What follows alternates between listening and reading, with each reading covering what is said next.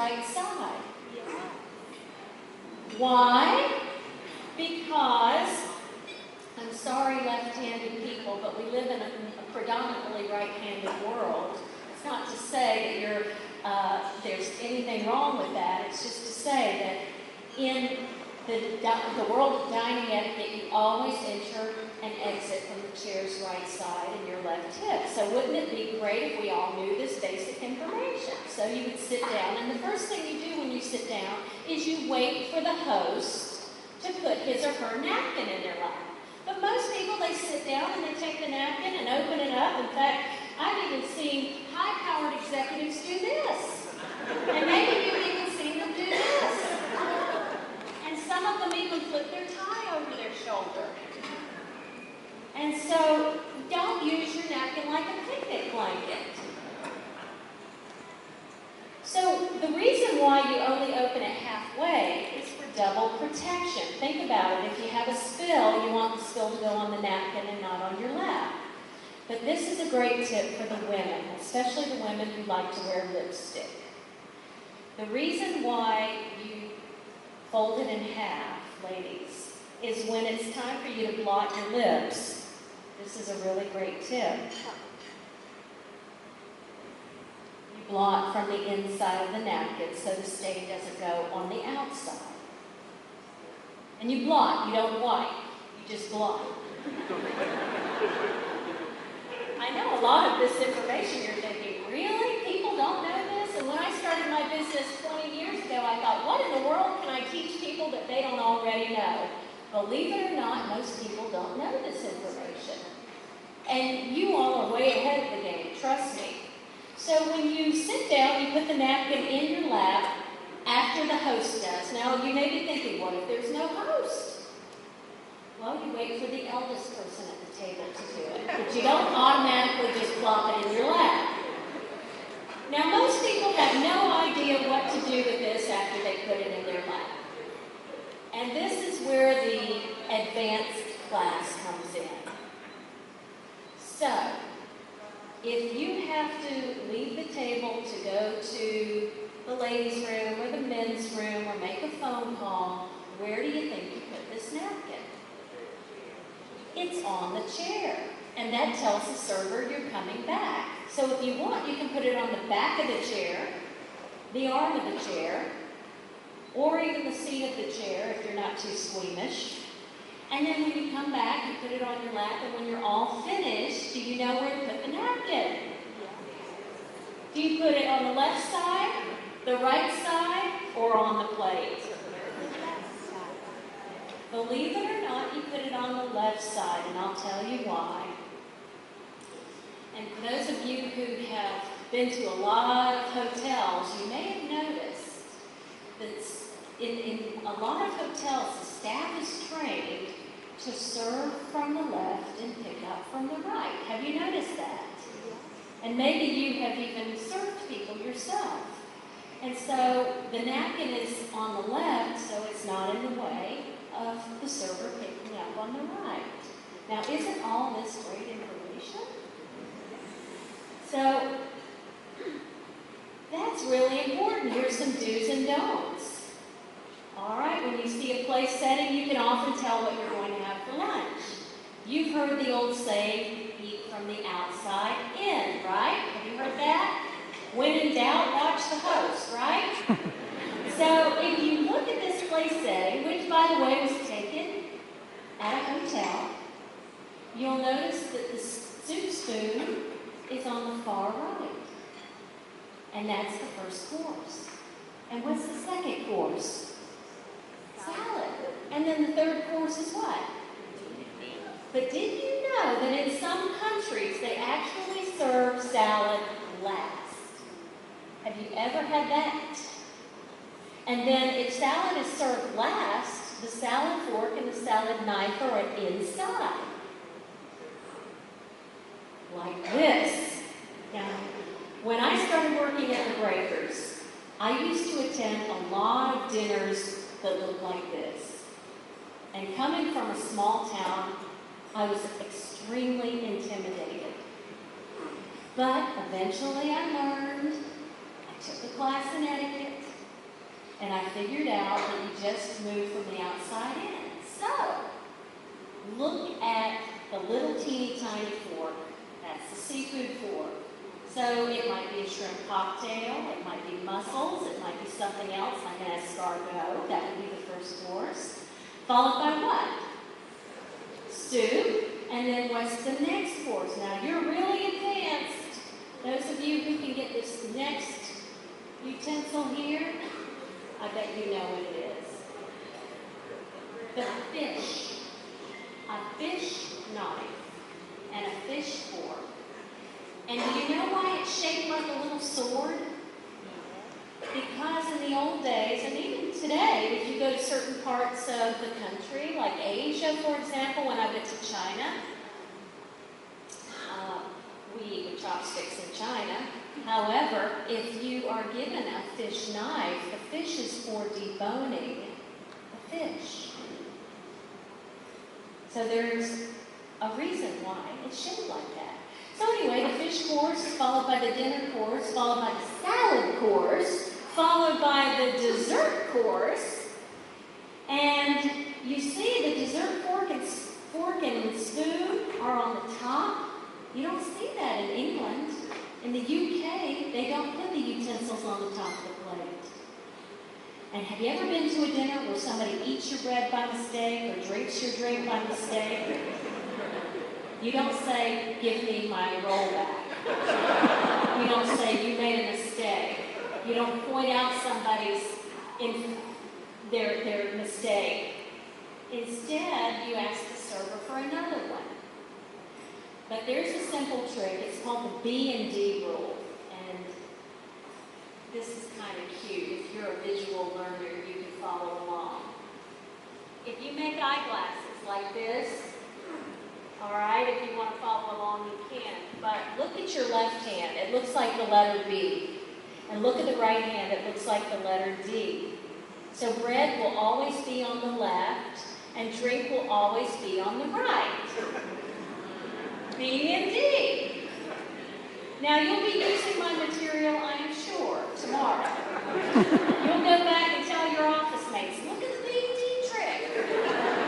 And if you don't like to do this in public, that's okay. Simply think of BMW. B stands for bread on the left, M stands for meal in the middle, and W stands for Wine. Water and wine. And speaking of water and wine, you know you're going to be having a lot of wine at this party. And some of you may be saying, yay! And so you can tell the water glass is way in the back, so the host obviously wants you to drink more wine than water. But you have a little tiny glass if you want to serve sherry or an after-dinner drink. You have your water glass in the back. You have your champagne glass, which is the real skinny one in the back. White wine is the smaller glass, and the red wine you see. Salt and pepper shakers. Did you know that when someone asks you to pass the salt, you always pass them together? Salt and pepper are married. Did you know that? They're a couple. And you never want to separate them, ever. And so if somebody asks you to pass the salt, pick up both of them. And so I used to live in South Florida, and we have a very big Latin population. And one of my students from the university said, she said, Miss Whitmore, you've never passed salt and pepper hand to hand. And I said, why? She said, it's bad luck. It's bad luck in my culture.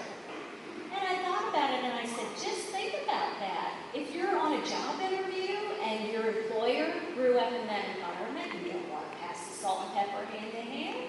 You want to put it down and let the other person pick it up. This is good to know. Because it could mean the difference between you getting hired and you getting fired. I once got a call from a CEO in Orlando, Florida, who said to me, we need your help fast. And I said, what's the problem? I thought he had this monumental problem. He said, my CFO is dipping his bread in his soup. said, really? He said, it's embarrassing. It's embarrassing to me as the president to take him anywhere. I can't take him anywhere. He said, we need a dining etiquette program because he keeps dunking his bread into his soup and eating it like a barbarian. Furthermore, his head is buried in his food all the time. He said, I can't take him anywhere. He said that he's talented, he's qualified, he's young. I know he didn't learn this at home. We just need a little polish for this guy. And what I'm finding is a lot of people may be talented and bright and educated and qualified. However, if you put them in a social situation, you just want to cover your eyes. And so we had to go through this dining etiquette program, and of course, being an etiquette consultant, I can't point out and say, you, over there, don't dip your roll in your soup. I can't do that. I just have to tell the whole group, don't dip your roll. What you do is when you eat a roll, you break off one piece at a time, and you butter that piece. It slows you down a little bit, but you're there at a business meal for the business and less for the meal.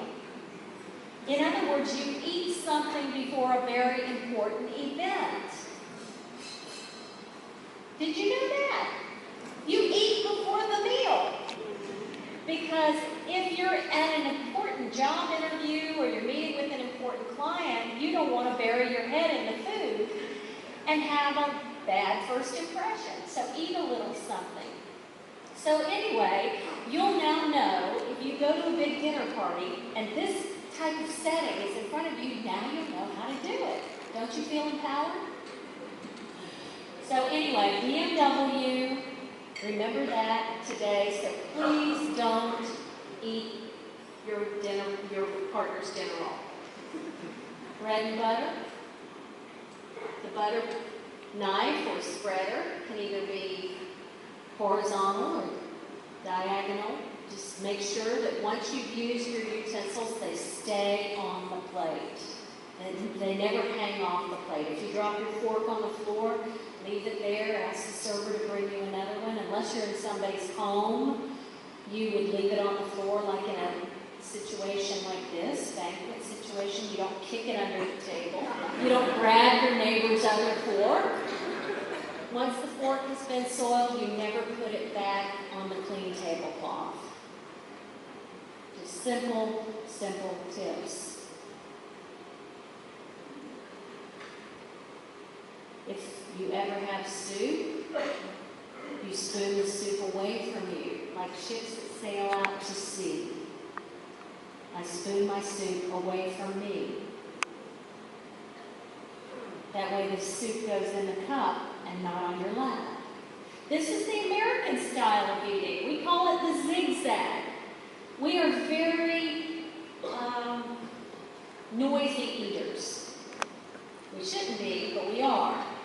We cut our meat, put the knife down, we switch the fork from one hand to the other, and then we spear our meat. It's quite a process. I'll demonstrate.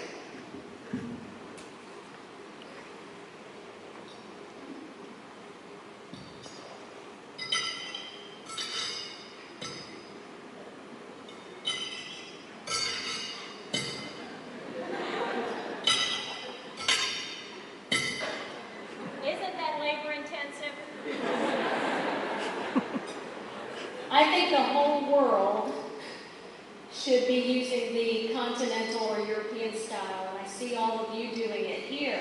And so I'm trying very hard to change the world, one bite at a time.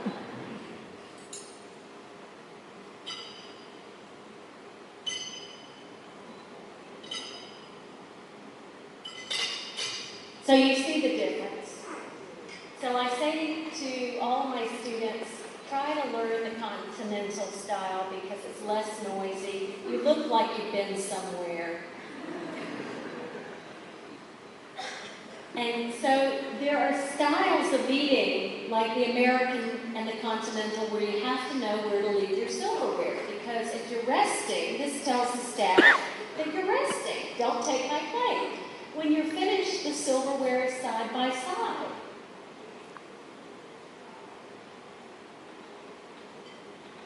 Continental style, the silverware is in an inverted V. That means I'm resting. Don't touch my plate. Side by side. The fork can be up or down. Normally, because I've been eating upside down, I keep it upside down even when I'm finished. This is what I don't want to see. This is the barbarian style. People stabbing their meat like a wild beast, chewing with their mouth open, talking with food in their mouth, holding their fork like a dagger, shoveling. This is the rowboat, right here. The silverware should go back on the plate on the resting or finished position. This is Paul. Would you hire Paul? He has an advanced degree. He's bright. He's talented. But this is his job interview over a meal. What do you think? First impression, be honest. He's a little off, right? There's something about Paul that maybe doesn't scream, hire me. And so Paul, incidentally, is still looking for a job. He is holding a carrot in his hand, and he's pointing with that carrot. You'll also notice he's holding his spoon like he was 2 years old. Not to mention he buttered all his bread at once. He's got water in his wine glass. His napkin is still on the table. He's got his elbow on the table. His hair is a mess. He needs help. Where are my image consultants when you need them?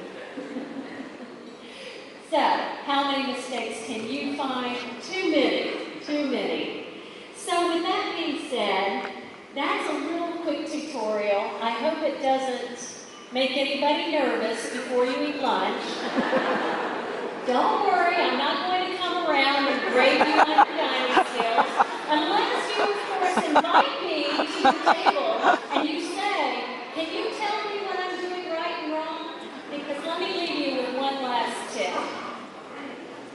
Never give advice unless you are paid for it.